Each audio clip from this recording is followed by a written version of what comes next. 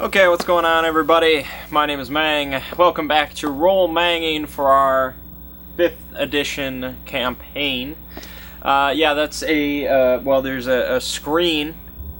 There's a screen that is made of green behind me. And, cause I got this green screen thing around, and I used it a little bit, and then I was like, hey, I could use that for, like, roll manging. And so I set it all up, and I was testing it, and it was like, what the hell's the point of that? What the hell am I going to put on here? Nothing. So I'm just going to use the green screen, and it's going to be green behind me. And, because that makes me feel kind of cool. Like, it's kind of professional, but not that professional, because I would just be... Anyways. So, yeah. So, D&D. Let's talk about that. Let's not talk about green screens. So when we left off, we had just arrived back in Gold Lake, and we had freed Gulk from his platinum prison.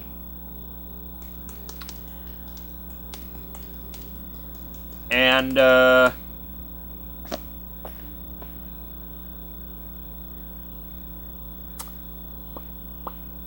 yeah, so we had rushed off to the inn to feast with Lord Gulk, and we did some vomiting. I think I mentioned that, right? That we puked up some stuff. That was good, and that's pretty much where we left off, with the looming threat of a campaign split, massive campaign split, unprecedented. And so, you know, all last week I was kind of really curious. It was like, how is he going to handle this? What is he going to do? What is he going to do? And so I was really excited tonight to find out what he was going to do. And it didn't really seem like he was going to do anything. He was going to let this campaign split happen. And I'm like, sure, you know, if you want to do a campaign split like that, and I'm spearheading one of the sides, sure, I'll do it. I'm not going to say no. Partly because, you know, it's my fault, I guess. But, you know, he put the stake in front of me, and I'm a starving man. I'm going to go for it. You put Ovum, and you got this legendary sea creature. What do you expect? Okay. So, we started talking with Lord Gulk, and we explained the situation to him, and he pretty much just said, I will go with Ovum wherever he goes and whatever he thinks is right. So I had his total blessing, which of course pleased Ovum quite a bit. And so I said that I must procure a ship. So I went down to the harbor by myself, and there was just basically a couple of fishing vessels sitting there. So I went up to the dock worker, and I demanded the procurement of a seaworthy vessel for the purpose of a holy quest. He looked at me kind of confused, and then he got his captain, and I repeated a similar thing. And the topic of purchasing it came up. He asked me how much money I was planning on paying for such a vessel. I said, I have 9 gold pieces. And me as a player, I know it's not 9 gold pieces. I know for a fact it's not 9 gold pieces. But it's funny because Ovum has no idea. He thinks, hey, he's got 9 gold pieces. If Lord Artemis wills it, this ship will cost exactly 9 gold pieces. It didn't. He said at least 1,000 gold pieces. And so Ovum's just like, I will return. And he walks off. So he goes back and explains the situation, unfortunately, to Gulk. And then Ovum says, I hesitate to bring this possibility up to you, Lord Gulk, and I will do so very delicately. But perhaps there is another way to procure this vessel for the sake of a holy quest. And I, of course, was talking about just stealing it in the middle of the night, because I doubt it'd be that complicated. It'd probably be fun as hell. because they'd have dock workers rushing out there, and I would just be cutting them limb from limb while, you know, somebody's undoing the ropes, and it would be awesome. a midnight sea ship stealing. I mean, that's great. But Golk, of course, was just like, you mean the holy relic? You know, the orb. And I paused for a moment. I was like, yes, that is an option. And so we ended up going with the orb as plan B and stealing as plan C. So we gave the orb over to Benny to work his little magic on it, and he twisted it around, and I wished, you know, for a seaworthy vessel to complete our holy quest and to slay a sea creature. And black smoke started billowing out from the orb. Like thick black smoke enveloped the entire inn, and we couldn't see like our hand in front of our faces. And Seneth and Roella had already left the inn before we started touching the orb. So they were outside. And Ovum lit a torch because he considered Benny was now a traitor for causing this to happen. This was clearly evil, even though my divine sense didn't pick up on anything. And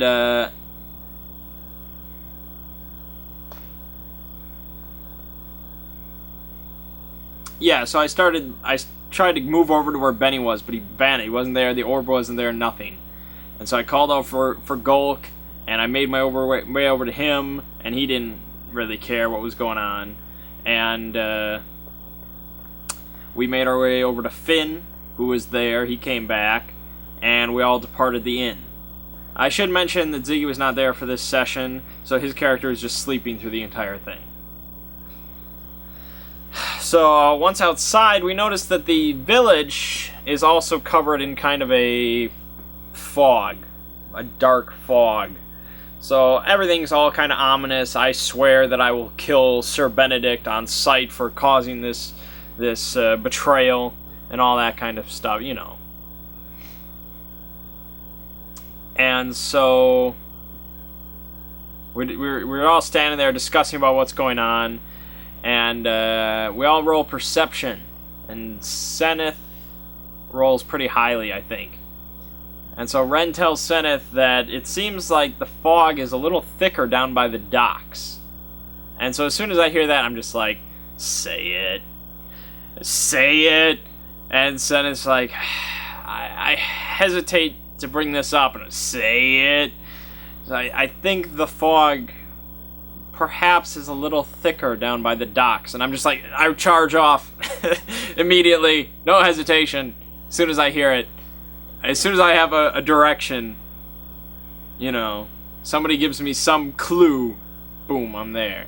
So I charge off towards the docks. The rest kind of slowly follow. And down by the docks, I see a dock worker standing and looking out at the sea, and his mouth is just open. And I'm thinking like some poltergeist shit. I'm like, I have my sword. I'm ready to cut this guy in half.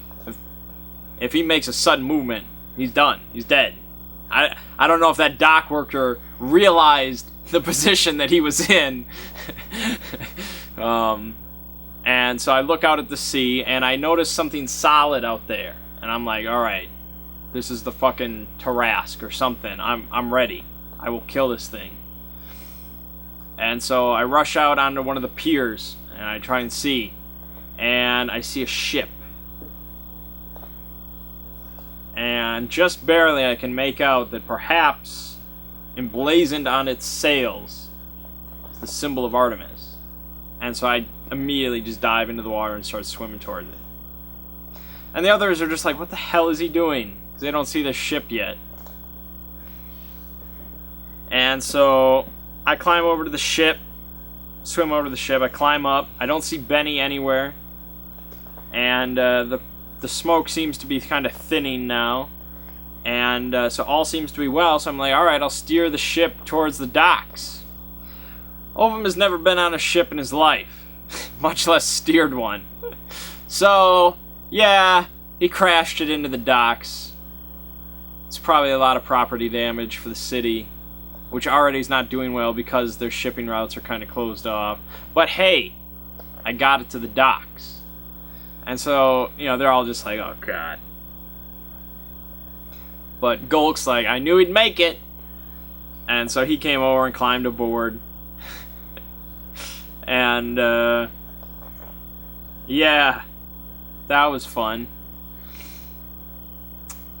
And so the others are like, you know, Benny is nowhere in sight. He's not anywhere. The orb's not anywhere.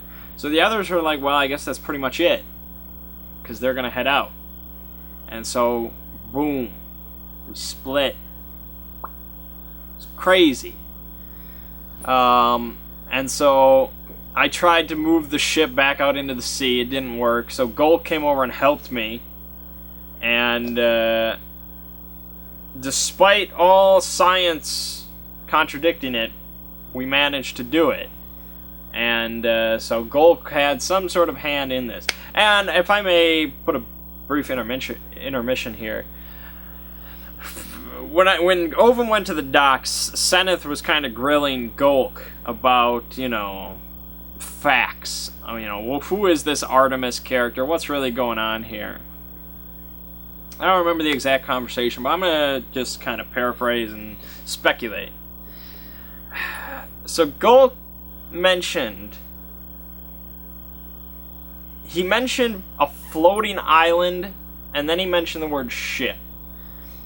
And so this tells me probably the airship is what he's referring to. And then I don't remember what he said after that. He may have mentioned an explosion or something like that. And he swam, but he doesn't remember being turned to platinum. And he also spoke about Artemis and how he traveled with Artemis at one point. And he said he asked if he was mortal. Seneth asked if he was mortal. He's like, yeah, he was at one point. He must have been. And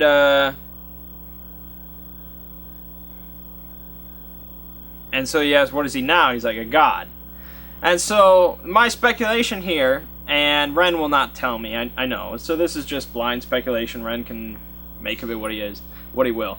That perhaps originally I thought alternate dimension, but I'm not so sure about that now. This could be Drethic many years in the future. This could be the same, you know, world that we played in way back when, just, you know, different time. Looking at the map that Ren put up doesn't really suggest that, but, you know, I don't know if he designed the map with that in mind. I don't know. Even if that's true, I don't know if it's true. So that's not really any evidence. But again, you know, long time has passed, then perhaps it could have worked. So, but there's like 12 different gods in this setting. But it's like gods can come and go, you know. I'm not just saying like people's belief or, you know, made-up gods. I mean, like, in Dungeons & Dragons settings and stuff like that, the actual presence of gods, they can just F off. They can leave if they want. There's a couple settings, I think, where that happens. Yeah, I don't delve into that too much. But yeah, they can just leave, they can come back, new ones can come in, or whatever. So, I'm not saying that's what happened, but there's 12 here. There was the 9 back in the day. You know, again, this is all wild speculation. None of this could be true. I'm just saying it would be cool if it was true. But maybe, you know, something happened to the 9, including Artemis, or the 9 are still in there and there's some new ones. You know, I don't know. I don't know. But for now, until I hear some completely contradictory evidence, I'm going to assume that this is the same world as Drethic, just many years in the future. So that means Gulk was platinum for a long time, I guess. I don't know why that would be. Like, why would Artemis leave him as platinum? Unless something happened to Artemis in some capacity. I don't know. And I don't know if Ren would actually tie in our old campaign that much into his new one. But he is tying it in quite a bit. Artemis is mentioned a lot, you know, partly because of Ovum there. But Artemis' symbol is around in numerous places. Golk is there. There's some elements of his story that tie back. So, who knows? It does give me a hell of an idea for a future character. Anyways, so we headed out to sea. Me and Golk and Ziggy. Ziggy was really kind of not there. He was not there in any capacity. And I was communicating him a tiny bit over Facebook. And so at one point he said that he did go with Ovum. He was going with Ovum. That was his plan. So we were like, okay, he's on the boat. The others got some horses, and they rode to the south, I think. I don't know. I wasn't paying a whole lot of attention, because I wasn't there. I don't... Really, like, if I didn't do this video, it wouldn't matter to me at all, but since I'm doing this video, I feel kind of bad. Because it's like, anytime I go AFK, it's like, well, shit, what am I going to say during the video about this part? Yeah, I'll just kind of piece it together. So yeah, they rode to the south. And, okay. At one point, they ran into Benny. They ran into Benny, and I'm pretty sure he had the orb. And he said that he had a bad feeling. He said things were about to happen, bad feeling about Gold Lake and stuff like that. So he fled, and he doesn't know where he's gonna go now. I don't know what. I think that's where I went and grabbed dinner or something. So I don't know what resolved from that, which seems like kind of important. I probably should have stayed for that. I don't think anything too important happened there, because Benny wasn't going to go with them, and he was kind of going off on his own, and I don't think they got the orb. I don't think so. So, yeah. But there he was. And they ended up at another city. I don't remember the name of it. I think it started with an F. But this city is where Roella is from. That's where her family is from, so that's where she came from on this mission, this duty to get this sacred stone from Gold Lake. And this part I missed a whole bunch of. Yeah, I know, you thought I missed a bunch from the last. Yeah. They went and spoke with her father, I guess. And he had, like... He was disappointed that she didn't get the stone, but she assured him that she, with the help of some companions for protection, they know where the stone is, they're going to go there, they just need to, resupply in town and stay the night and stuff like that. And her father seemed like kind of a dick, if I would say so, like classic noble dickman, you might say. Classic Noble Dickman is going to be the name of my band, by the way. And I guess he allowed her to spend the night because it's freaking daughter or stepdaughter. I don't know how that all is working. And it was like a lengthy discussion. It was like political. It was so funny to me because it's just like, this is the campaign split. I want you to picture this side is like a political kind of struggle and noble families and their squabbles and they're just, dinner parties and sneering and they're negotiating and all that kind of stuff. And then over here is picture Ovum on a stormy night at the helm of a ship with his sword out just staring forward, ready to slay a kraken or some shit. It's like, it's so different. Ovum would not fit in over here, and they wouldn't fit in over here, so I guess that's why the split happened. Although it would have been hilarious to see Ovum over here. Just, oh man. Yeah. Well, Ovum in just about any situation is humorous to me. But anyways. So yeah, they were doing political stuff, and the father was like, your companions can spend the night here, but first they must do an errand. And, yeah, that's kind of bullshit.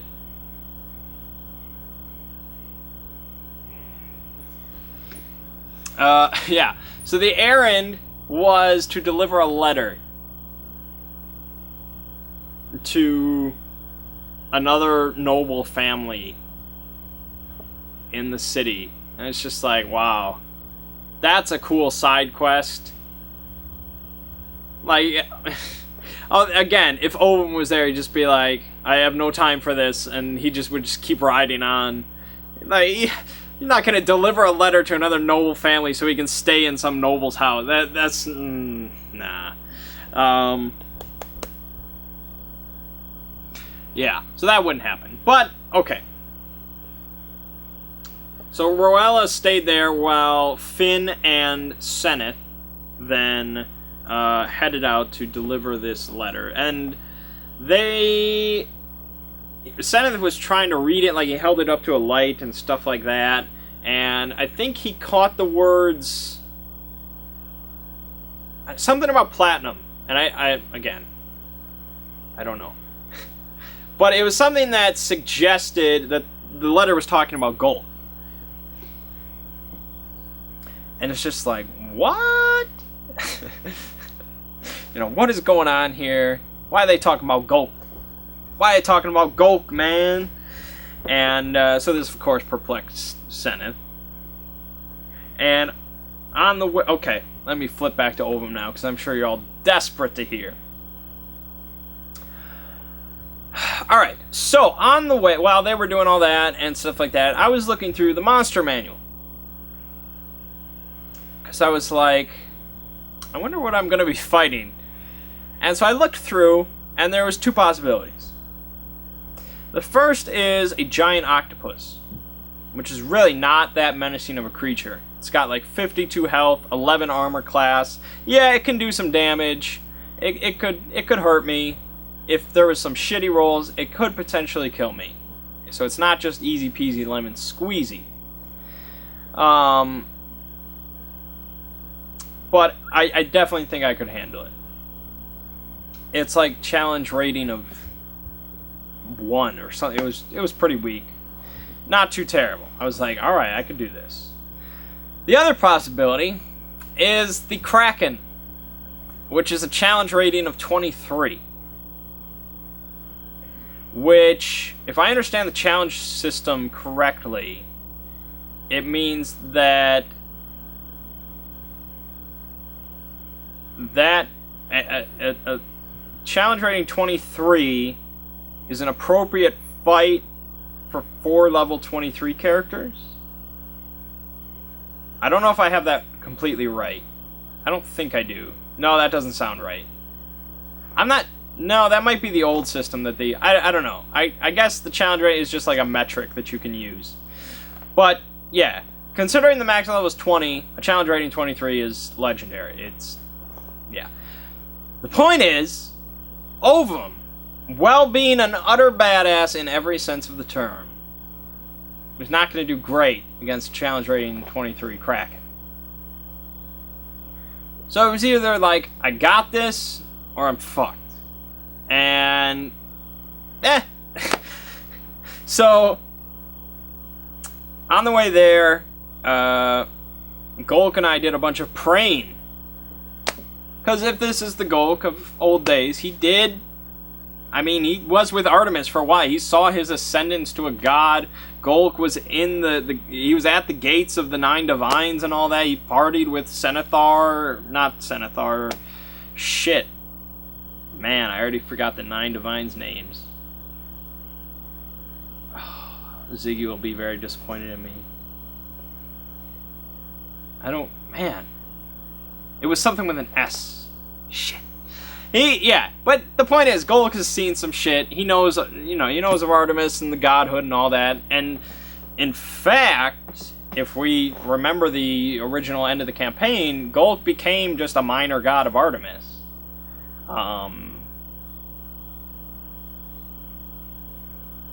Which is kind of interesting.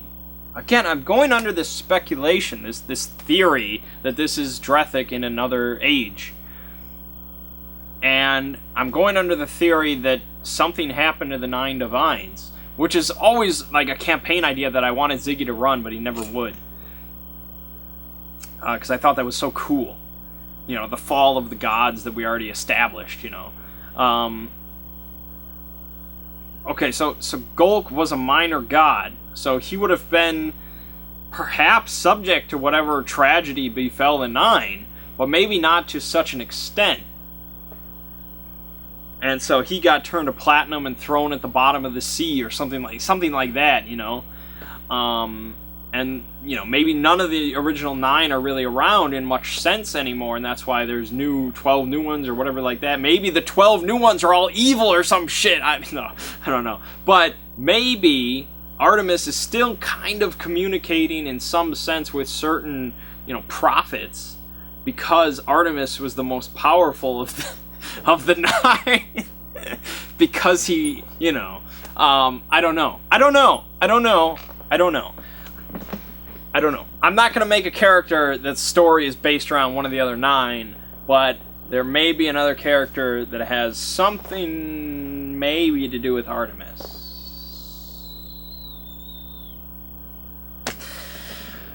But, let me get back to the point. Okay, so I was praying with Golk plenty, and one night we did like a special prayer, and I had to meditate for like 3 hours, and, you know, of course, that's no problem. If Lord Golk commands it, I'll do it. And I got 200 XP for it, which bumped me up to level 3. Yeah! Level 3! Oath of Enmity! Ah! Excellent. I was so happy. Best prayer session ever. And so I was like, alright, I'm kicking this octopus's ass. And so we charge forward with the ship, and eventually, I think I was sleeping, and Golk started yelling for me, and I ran up to the deck, and the storm clouds and the lightning was shooting down all over the place. The wind was just gusting all around, and there was like dark swirls ahead of us, and sure enough, there's a creature up there. So full speed ahead charge, baby. Of course, Ziggy is still sleeping under the deck, but full speed ahead. And I didn't know really how to work the controls, so we didn't go full speed ahead. We went normal speed ahead. Normal speed ahead! And I ran up to the front of the ship. The bow? Is that what it's called? I think it's the bow of the ship. Because there's the port, there's the starboard, there's the bow, and then there's the ass. So, yeah, I don't know. The front of the ship. I'm not a nautilist. Anyways, I ran up the front, and I had my sword in the wind, and I just like, ugh, bring it on! And there was this giant whirlpool ahead of me, and suddenly tentacles shot out, and we were into combat. Oath of Enmity on that bitch, and I cast like Shield of Faith on myself with my 18 armor class, and I swung at that tentacle, blood, psh, and then here's the moment of truth. I mean, I hit it, because of course I'm going to hit it, no matter what. I mean, you got Oath of Enmity, you're going to hit something. So I hit it, and then he's like, alright, it's going to hit you with a tentacle, and I'm like, alright. If it misses, it's an octopus. If it hits, it's most likely a kraken. It hit. And I'm like, maybe the octopus got lucky. He's like, it did 9 damage, which was low. And I was like, oh, maybe the octopus got lucky. And so I like swung at it again, and he did another attack roll, and it hit. And I'm like, the octopus didn't get lucky. Because this isn't an octopus. It's a kraken. And so yeah, it was a Kraken. It was heavily nerfed though. Thank you, Ren, for giving Ovum some modicum of dignity. But if it was an unnerfed Kraken straight from the rulebook, it would have killed me in one round. Because it does 3 tentacle attacks. Each one does a shit ton of damage. Yeah, it would have been no problem. Yeah, I put up a fight. I did quite a bit of damage. I don't know how much exactly. I want to say like 80, but that's probably high ball. It's probably closer to 60, I would say. But level 3 going up against a 23 doing 60 damage. And actually, this is one of my favorite things about 5th edition. I really like this. Because, just think about that. It's my level 3 character going up against something for level 20 characters. And I did 60 damage out of its 450 health or something like that. So that's, you know, an 1/8 or something like that. That's a nice little chunk. If we had 8 Ovums, no problem. In 4th edition, if you had 8 level 3 Ovums against, you know, a level 23 Kraken, you would do 0 damage. You would never hit it. It'd be impossible, because it would have like a 40 AC. It would be, well, you'd have to crit. So I guess you would do some damage. You'd never, nothing. But that's the big, like, that stat crunch, where it had an armor class of 18. Like, you pass 18 armor class in monsters at, like, level 3 or 4 in 4th edition. And so that you need these big bonuses. And so it just got so out of hand. Here it's like, everything is kind of hittable in some sense. You don't even need a crit, really. Like, I could hit this thing on a 12. That's really awesome. Because it's a legendary creature, you know? And so, and it's not like the freaking Kraken isn't terrifying just because I can hit it. I mean, it's going to destroy my universe regardless. But it's just like, yeah, you know, we can. It's not just, oh, God, I didn't roll an 18, I can't hit it, you know, which happens sometimes during the course of 4th edition gameplay. Because, well, I mean, especially if you're in kind of a bit of an overpowered campaign, I guess, and sometimes the numbers don't line up. So to compensate, the DM throws higher level monsters in, because instead of just adjusting the stats of the lower end monsters, he just throws in a by-the-book higher-end monster, and so it's just like, well, roll a 16 or higher, or you miss. And it's just like, it's tedious, it's not exciting, you want to hit every turn, it's not a terrible thing, you know? So, yeah, that's one of the really things I gotta praise about 5th edition. Great. Unfortunately, being able to hit the Kraken didn't do much. So at one point, he, like, grabbed me in a tentacle and slammed me down onto the deck of the ship, and I went down to 0 HP, but because I'm a half orc, I go back up to 1 HP. And I used lay on hands, and I'm like, alright, I got 16 HP, I'm gonna kick his ass. So I charged off the bow of the ship with my sword, and I just plunged it into his face, and it like squealed in pain, and I was like, yeah, Kraken! And then it swallowed me, and I died. And, yeah, like I said, this is the fate. I mean, can you imagine a more glorious death, honestly? I can't. I can't picture a more epic death for Ovum than diving face first with his greatsword into a Kraken who's like 20 levels higher than he is. Just immense, man. I mean, yeah, it would be interesting to see Ovum go through his whole journey and, you know, sit at the left hand of Artemis, you know, his holy quest completed and all that kind of stuff, and be Artemis's avenger for all time and blah blah blah. But that's never gonna happen. It's never. Because when you play D&D as a character like that, it's not gonna happen. You know, there's a difference between being a dumb player and being a dumb character. Because a lot of new players, they end up making dumb decisions. But it's like, it's accidental. It's ignorant. It's naive, whatever you want to call it. They don't do it on purpose. Whereas when I play dumb, I do it on purpose. And so it's like a calculated decision on how to be the dumbest possible. So it's much more effective at dying than, a new player would be. Yeah, there's an art to it. Anyways, what was I talking about? Oh yeah, so I died. So I went into the light. There was a light at the end of the tunnel that I walked in. I came into a garden, and Golk was sitting there, and he informed me that I fought valiantly against the creature, but I perished. And, but there would be a purpose for me yet in the afterlife. Just give it time. And I said, I am the sword in your hand, Lord Golk. Okay, let's discuss this. Because really, he died. Ovum died.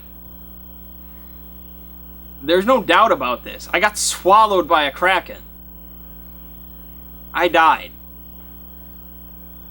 Unless, there's some massive hallucinations going on where there was no kraken. But no, that's not going to happen. I'm almost certain Ovum died. Unless Ren really wants to pull some tricky shit. But let's assume Ovum died. You don't have visions when you die. It's either it's nothing, or there's some form of afterlife that you go to. There's not like an in-between where it's just your brain gives you visions. So there wasn't nothing, there was something. There was Golk in the garden. So I'm going to assume this was the afterlife. Because if it was just like delusions from Ovum, he wouldn't have seen Golk. He would have seen Artemis. Artemis wasn't there, it was just Golk. So this has got to be some real shit. This tells us quite a bit. For one, it tells us that Golk is, who he says he is. He's clearly linked to some sort of deific state, where he can, escape from the Kraken no problem and go to this garden in the afterlife or whatever, paradise, whatever it is, and speak to Ovum, who is now dead. And Golk mentioned that Artemis is busy or something like that. He might stop in. I'm paraphrasing, I think, but it's something to that effect. This is also interesting to me because this kind of maybe lends to my theory that something happened to Artemis and maybe the other 8 or whatever, and Artemis might be in a flux.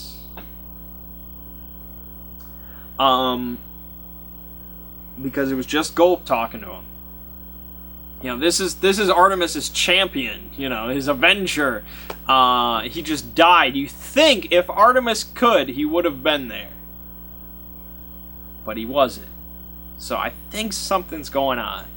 And so I think I'm gonna message Ren and maybe chat a little bit about a character idea I have down the line. I'm not going to say anything here because I don't want to get ahead of anything or anything like that, but okay, so yeah, Ovum, he's done. So I had to make a new character. And I said I already had kind of a character figure out last time, and that's what I went with. And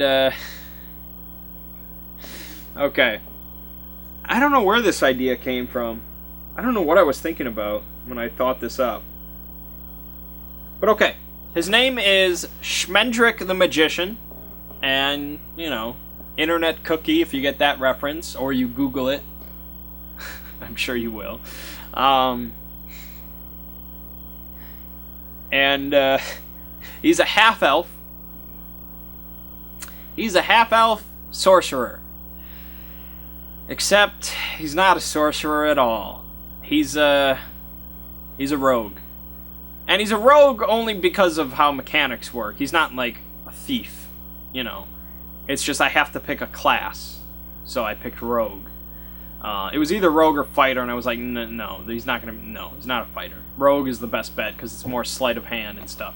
So he's a half-elf rogue who pretends to be a sorcerer. And yeah. So okay, let's talk about this character. I didn't really have much of a backstory going in. I just had that base idea of a rogue pretending to be a sorcerer, and I found it to be really humorous because he would be very, boastful about it, and he would want to keep the illusion going until he actually got some sort of magical powers. Okay, and so all right. So I was messaging Ren during the session, about bringing this character in and stuff like that, and Ren asked, is he kind of like brash about talking about being the greatest sorcerer in the land and stuff like that, and I said, no, he's not really a dick about it because he doesn't have anything to back it up. And then, a little later, as I was actually playing the character, I was like, yeah, that may have been kind of false. Which we'll get to. So, here's the backstory as I have it. He's a half-elf, and really I only picked half-elf for the mechanical benefit, because they get a bonus to charisma, and I wanted to maximize my charisma as much as possible.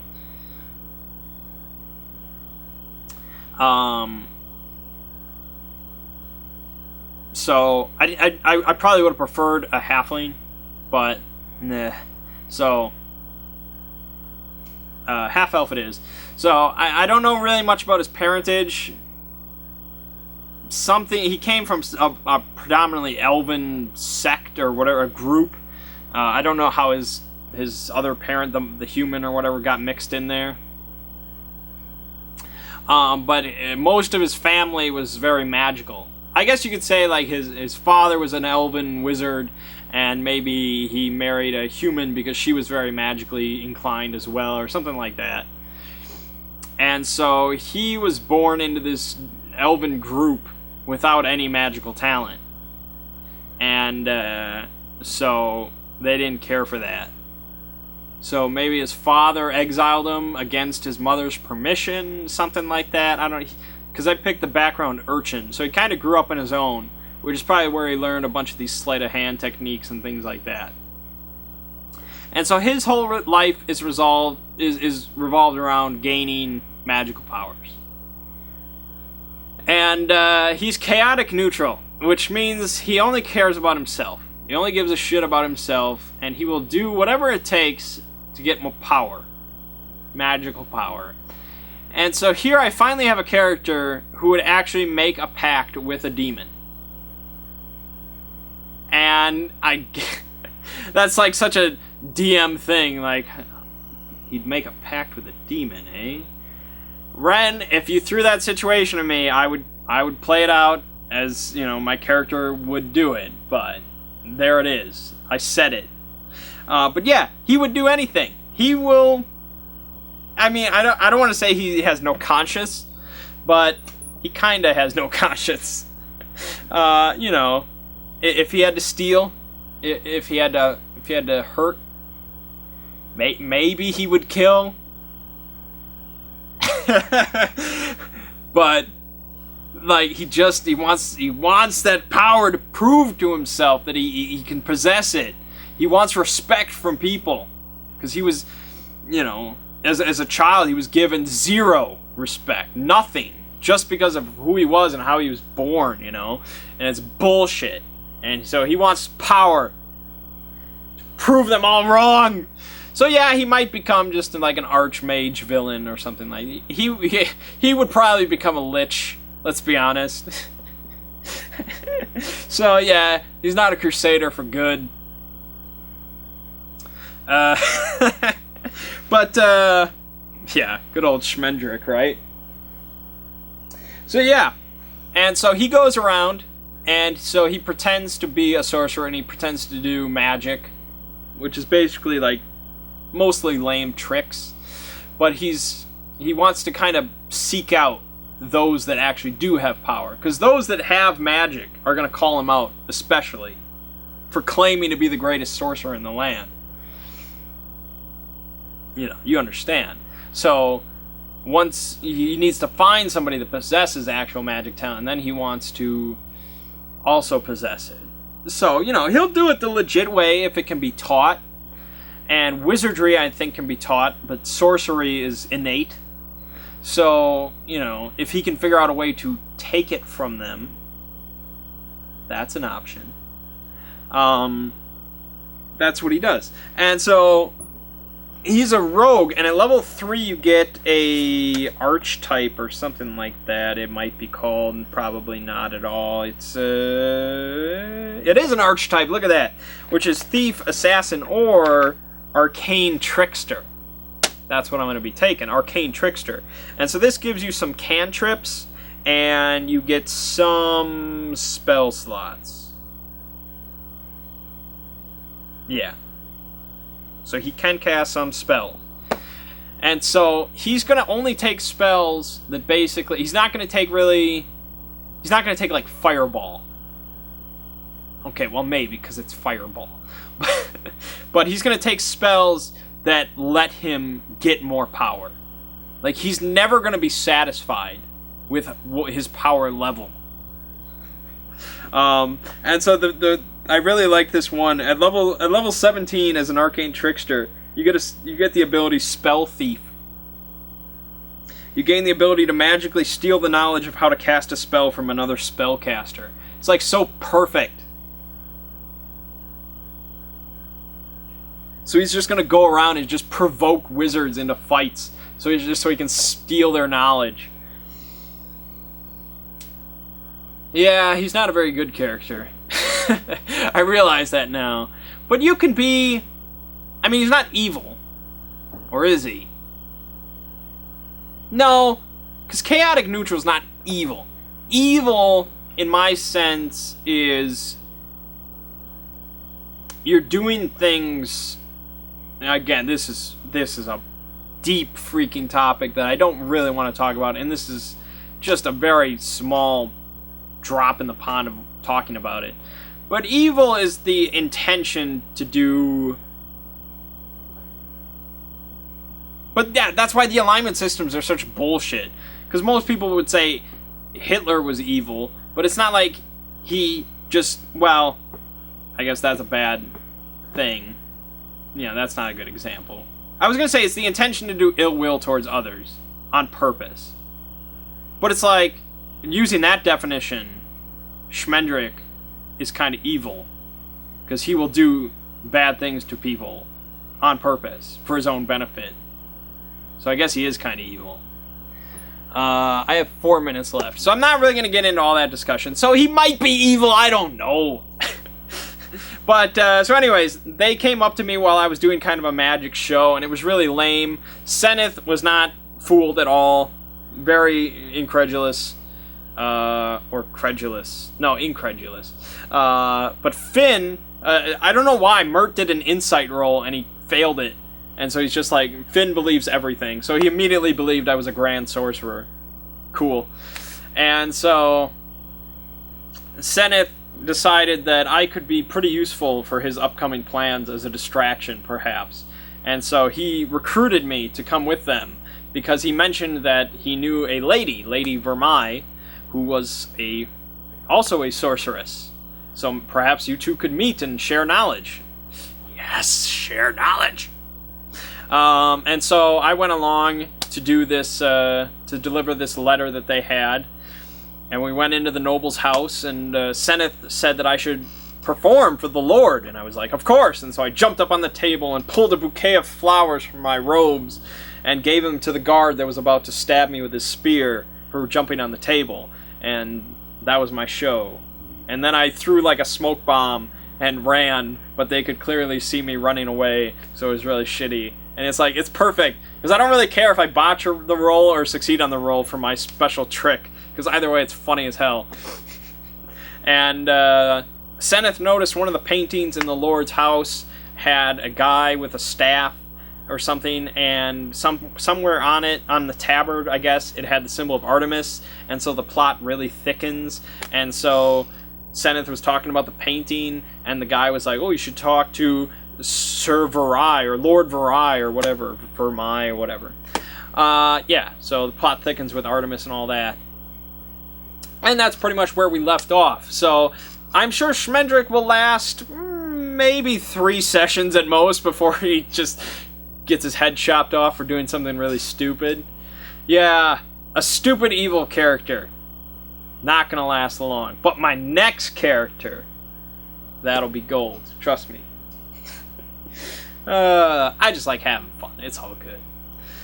Alright, so I'm running out of time. That was a long-ass video, perhaps. Actually, I don't think I deleted the last video I made, so it probably wasn't that long. But anyways, my name is Mang. This has been Roll Manging for our Dungeons & Dragons 5th edition campaign.